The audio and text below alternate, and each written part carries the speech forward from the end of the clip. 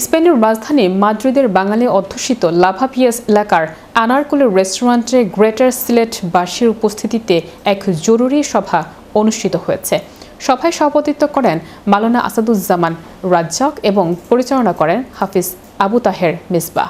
সভার বক্তব্য রাখেন বাংলাদেশ অ্যাসোসিয়েশন স্পেনের সাবেক সভাপতি কামরুজ্জামান সুন্দর, গ্রেটার সিলেট অ্যাসোসিয়েশন স্পেনের সদ্য সাবেক সভাপতি আব্দুল মোজাক্কির, সানক্রিস্টোবাল মসজিদ পরিচালনা কমিটির সভাপতি আব্দুস সালাম, কমিটির ব্যক্তিত্ব শাহজালাল, আব্দুর রশিদ, সাইফুল মুন্সি, ইকবাল সহ কমিটির অন্যান্য নেতৃবৃন্দ।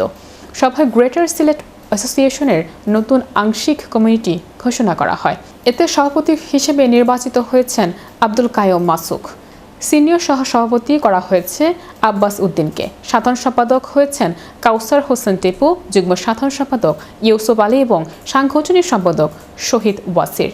নেতৃবৃন্দ জানান, আগামী 1 মাসের মধ্যে পূর্ণাঙ্গ কমিটি গঠন করা হবে।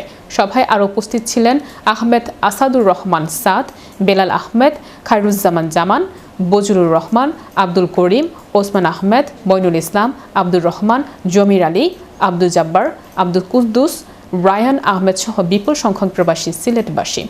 জরুরি সভা হলেও অনুষ্ঠানের এক পর্যায়ে সভাস্থল ও আশেপাশে এলাকায় সিলেটবাসীর ব্যাপক উপস্থিতিতে উৎসবমুখর পরিবেশের সৃষ্টি হয়। উপস্থিত অনেকের মতে প্রবাসের মাটিতে এটি যেন একখণ্ড বাংলাদেশের মিলন মেলার পরিণত হয়েছে। এ সময় নবনিযুক্ত সভাপতি আব্দুল কাইয়ুম মাসুক সংগঠনের আগামী পথ চলার সবার সহযোগিতা ও দোয়া কামনা করেন। পরে নৈশভোজের মধ্য দিয়ে সভার কার্যক্রম সমাপ্ত হয়।